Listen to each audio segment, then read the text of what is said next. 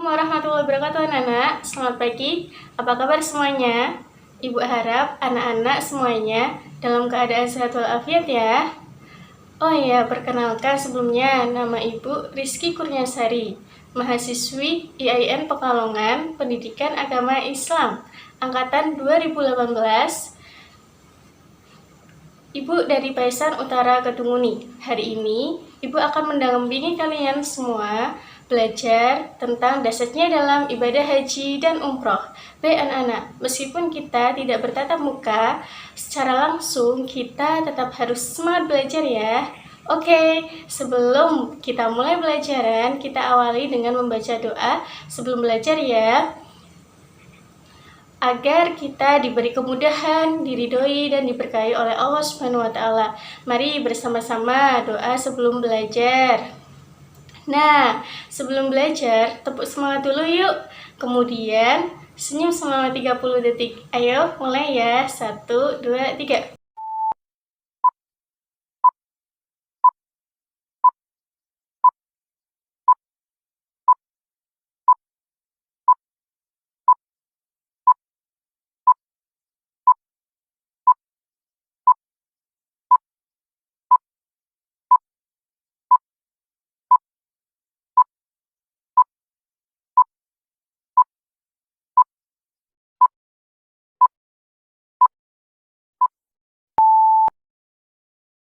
Wah, alhamdulillah. Semoga anak-anak bahagia belajarnya ya setelah senyum selama 30 detik.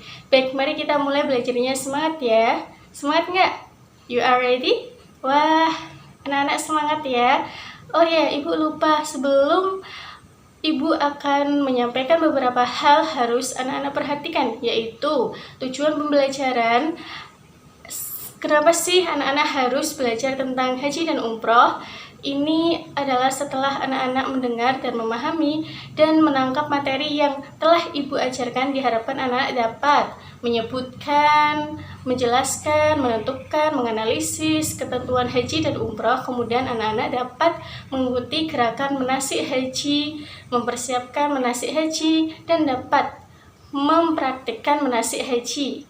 Oke, anak-anak sudah dipahami? Sudah ya? Sebab setelah pembelajaran ini selesai, Ibu akan memberi tugas kepada kalian semua. Jadi simak betul-betul ya video Ibu. Ayo kita mulai dari gambar. Anak-anak lihat gambar ini. Betul banget.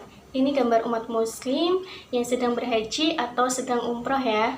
Mari kita sama-sama renungkan anak-anak. Umat Islam di dunia itu setiap bulan Dzulhijjah banyak yang melaksanakan rukun Islam yang kelima. Kenapa? Ayo, ada yang tahu?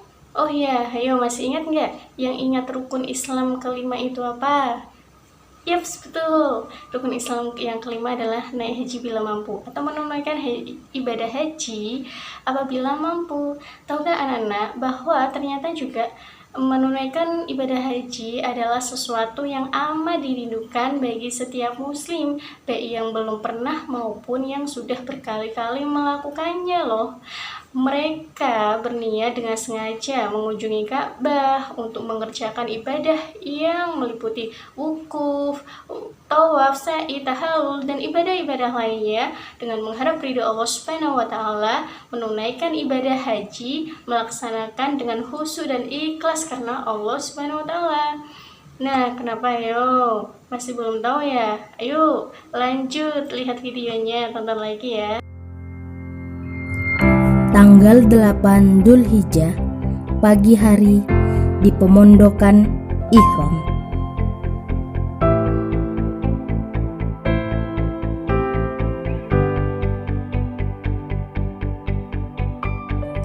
Tanggal 8 Dzulhijjah, sore di Mina, mabit.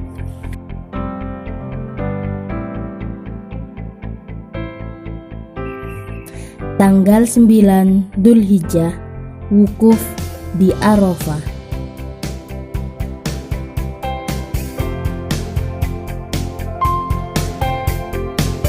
Tanggal 9 Dzulhijjah, malam di Musdalifah, mabit.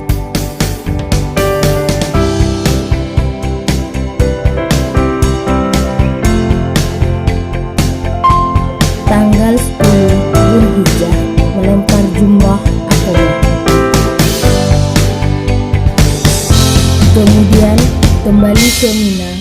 untuk mabit. Setelah itu, akhiri dengan tahallul.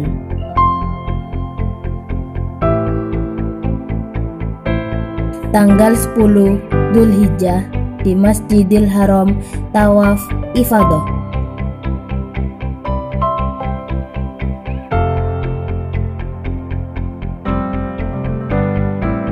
Setelah tawaf, berjalanlah menuju Bukit Safa untuk melakukan sa'i 7 putaran bolak-balik dari Bukit Safa menuju Bukit Marwah dan berakhir di Bukit Marwah.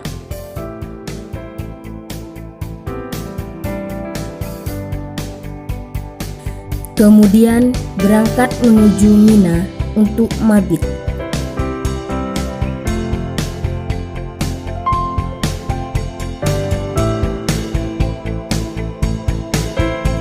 Tanggal 11, 12, 13 Dzulhijjah melempar 3 jumroh, ula, wusto, dan aqobah.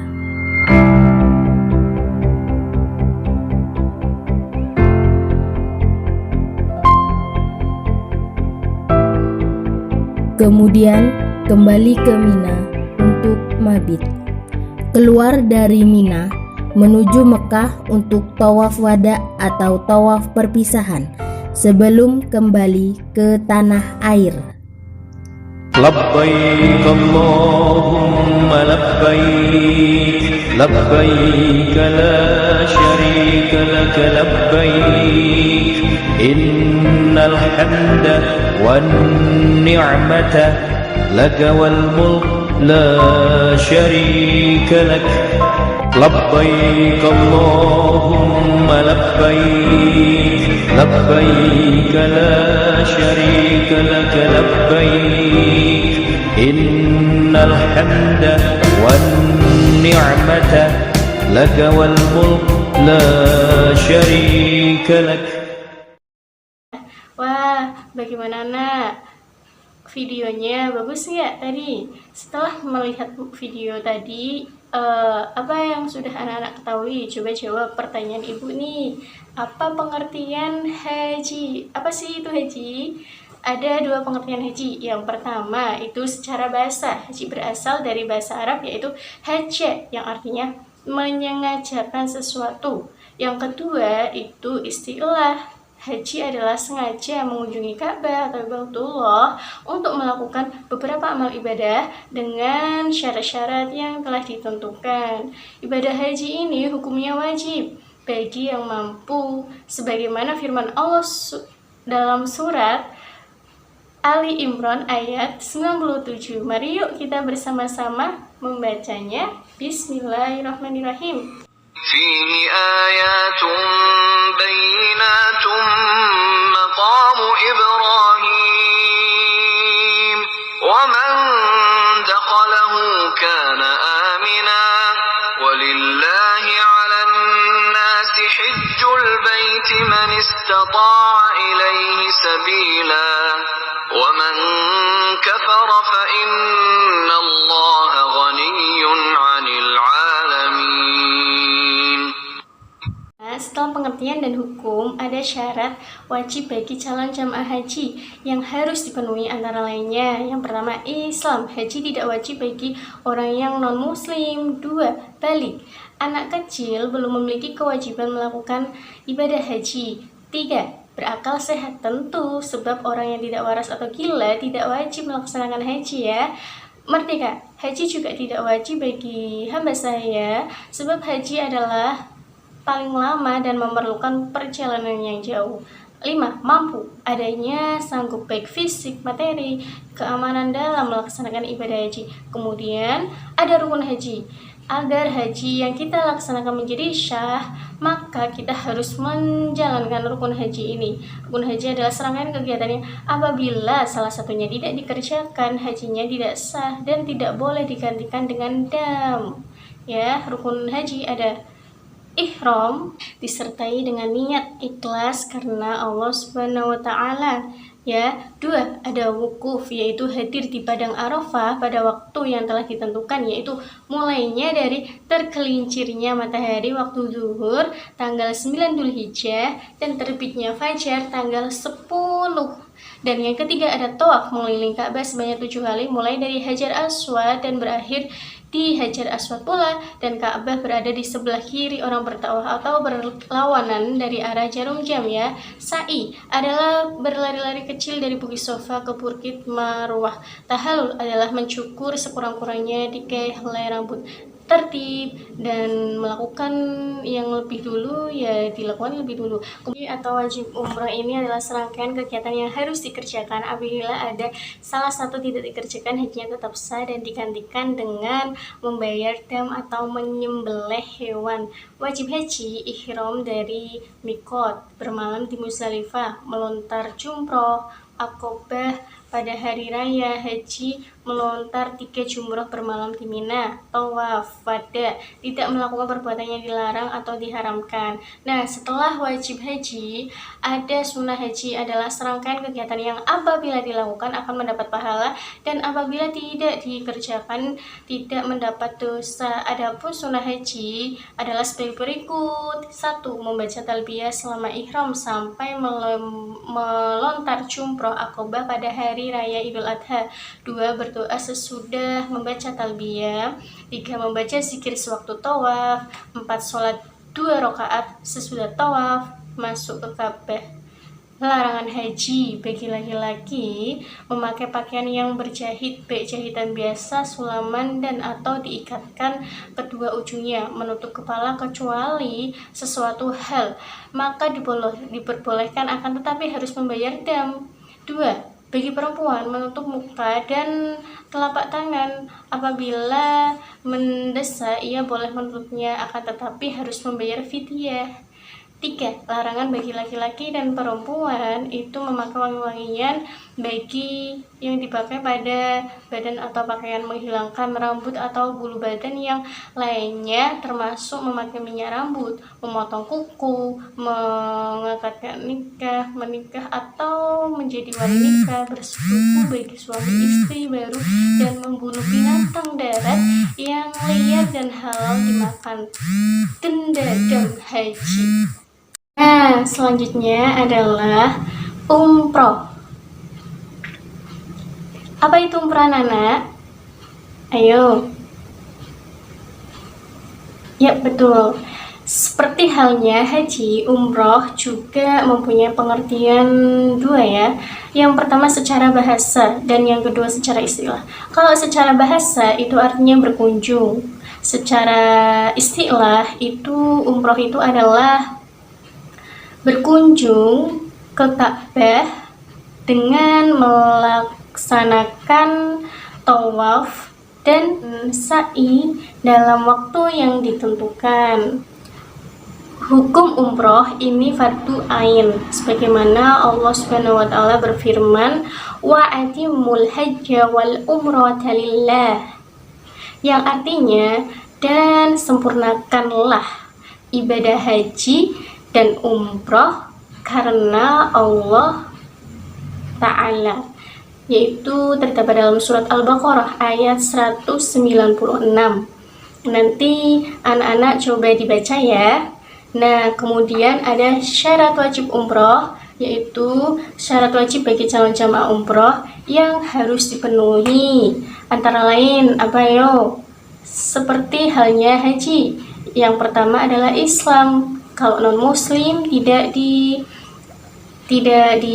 Islam. 2 balik, 3 berakal sehat, 4 merdeka, 5 mampu ya. Nah, kemudian ada rukun umroh ya, rukun umroh bagi calon jamaah umroh yang harus dipenuhi. Apa yo? Coba tebak. Ayo. Ya, betul. Apa? Ihram yang pertama. Kedua, tawaf sa'i. Ketiga, tahallul. Keempat, tertib. Oke, benar. Nah, kemudian ada wajib umroh ya. Wajib umroh sama Yang pertama ada ihram dari mikotnya. Mikot di dalam umroh ada 2 macam loh anak-anak, yaitu yang satu mikot zamani atau sepanjang tahun, dan 2 itu mikot makani atau sama dengan mikot haji. Nah, kedua menjauhi segala larangan umroh yang jumlah dan bentuk larangannya itu sama dengan larangan haji. Oke, apa anak-anak paham? Bisa dipahami apa yang Ibu sampaikan? Oh ya, ditambah lagi ada manfaat bagi individu yang menunaikan ibadah umroh dan haji ya. Yang pertama bagi individu itu menghapus semua dosa kecil dan menyucikan diri dari perbuatan maksiat. Hayo, siapa yang ingin suci dirinya dari perbuatan maksiat? Maka harus haji atau umrah ya. 2, dia ampuni segala dosa karena Allah Subhanahu wa taala itu Maha Pengampun, Maha Pemurah, Maha Penyayang, kecuali yang berkaitan dengan hak-hak sesama manusia harus diselesaikan terlebih dahulu. Benar. Nah, yang ketiga, menyucikan jiwa seseorang dan berbaik sangka kepada Allah Subhanahu wa taala. 4 apa ayo? Yang keempat adalah meningkatkan keimanan seseorang dengan menepati janji kepada Allah Subhanahu wa taala dengan kerinduannya akan Baitullah, rumah Allah ya kan? Nah, yang kelima adalah mengingatkan akan perjuangan Rasulullah SAW yang telah menyinari dunia dengan amal soleh. Nah, kemudian tadi manfaat individu, dan sekarang adalah manfaat bagi umat Islam sendiri yang pada umumnya. Yang satu itu menciptakan rasa persatuan dan kesatuan umat Islam di dunia. Wow, Masya Allah ya. 2, mempererat tali persaudaraan bagi umat muslim atau umat Islam di seluruh dunia. 3, media berdakwah untuk menyebarkan ajaran Islam ke seluruh dunia seperti yang dilakukan oleh Nabi Muhammad SAW, selalu menemui jamaah haji dalam setiap tahunnya. Dan yang keempat itu lebih mengutamakan kepentingan agama dari kepentingan pribadi. Ayo, anak-anak masih mengutamakan kepentingan apa? Nah, alhamdulillah pemaparan Ibu sudah selesai ya anak-anak. Bagaimana anak-anak? Materi yang Ibu sampaikan apakah bisa dipahami? Insya Allah bisa ya. Kalau semisal belum paham, nanti silakan bertanya melalui Google Classroom. Setelah ini, Ibu akan akhiri videonya. Bagi yang sudah paham, alhamdulillah. Bagi yang belum paham, alhamdulillah juga. Kita harus bersyukur. Oke? Oke, kita langsung ke Google Classroom saja ya. Sekian, kurang lebihnya mohon maaf. Wassalamualaikum warahmatullahi wabarakatuh. Alhamdulillahirabbil alamin. Mari kita bersama-sama